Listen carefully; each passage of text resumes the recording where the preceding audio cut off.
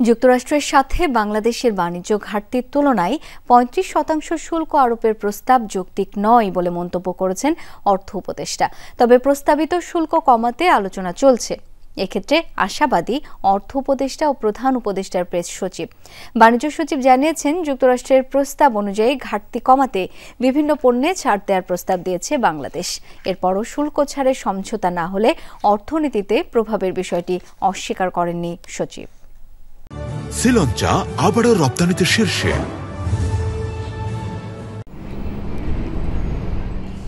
বাংলাদেশি পণ্যের উপর গত এপ্রিলে ৩৭% শুল্ক আরোপের পর সমালোচনার মুখে ৩ মাসের জন্য স্থগিত করেছিলেন মার্কিন প্রেসিডেন্ট ডোনাল্ড ট্রাম্প। এতে বাংলাদেশ দেন দরবারের সময় পেলেও এখন পর্যন্ত ফল অনেকটাই শূন্য। প্রধান উপদেষ্টার কাছে মার্কিন প্রেসিডেন্টের চিঠিতে তা স্পষ্ট।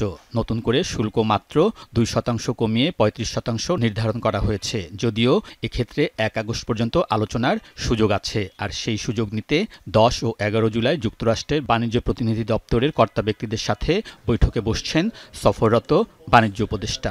35%-ই একটা চিঠিটা হবে, এটা আমরা আশা করি নেই। ১০-১১ এই মিটিংগুলো তো নির্ধারিত ছিল। মোটা দাগে আমাদের যুক্তিগুলো থাকবে, প্রথমত শুল্ক কমানো, এবং দ্বিতীয়ত হলো যে আমাদের ট্রেড রিলেটেড আরও যে ইস্যুসগুলো আছে সেগুলোকে আমরা যাতে করে অসুবিধাজনক পরিস্থিতি না পড়ি। প্রেসিডেন্ট দিয়েছে, কিন্তু 1-to-1 যখন নেগোসিয়েশনে ঠিক হবে, চিঠি তো বহু আগে দিয়েছে 37%। এইটা আবার 14টা দেশের জন্য বলেছে একই। আমরা আশা করছি যে এটা টক্সের কনক্লুশন হবে একটা ভালো রেজাল্টের মাধ্যমে, এবং রেজাল্টটা যেটা আমাদের এবং ইউএসের দুইজনের জন্য উইন উইন হয়। তৈরি পোশাকে বাংলাদেশের অন্যতম প্রতিদ্বন্দ্বী দেশ ভিয়েতনামের উপর 46% শুল্ক আরোপ করেছিল যুক্তরাষ্ট্র। আলোচনার মাধ্যমে দেশটি তা কমিয়ে 20% নামিয়েছে। যদিও এক্ষেত্রে বাংলাদেশ সরকারের কৌশলে ঘাটতির কথা অস্বীকার করেছেন নীতি নির্ধারকরা। আমাদের ডেফিসিট মাত্র $5 বিলিয়ন, ভিয়েতনামের 125 বিলিয়ন। ওখানে কিন্তু ওরা মোটামুটি কনসেশন দিতে ওদের রাজি হয়েছে, কিন্তু আমাদের এত কম ডেফিসিট। আমরা চেষ্টা করছি যে আমাদের এত কম ডেফিসিটে এত শুল্ক দেওয়ার তো কোনো জাস্টিফিকেশন থাকে না। বাংলাদেশ প্রতি বছর যুক্তরাষ্ট্রে রপ্তানি করে $6 বিলিয়ন পণ্য, আমদানি করে $2 বিলিয়ন। দুদেশের বাণিজ্য ঘাটতি কমাতে বাজেটে 610টি পণ্যের উপর শুল্ক ছাড়ের ঘোষণা দেওয়া হয়। এর মধ্যে 110টির আমদানি শুল্ক প্রত্যাহারের প্রস্তাবেও মন গলেনি যুক্তরাষ্ট্রের।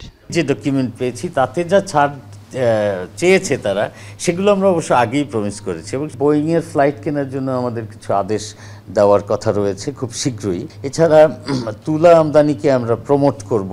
সরকারি খাতে যে সমস্ত ফুড গ্রেন কেনা হয় সেক্ষেত্রে আমরা আমেরিকাকে একটু প্রাধান্য দিব।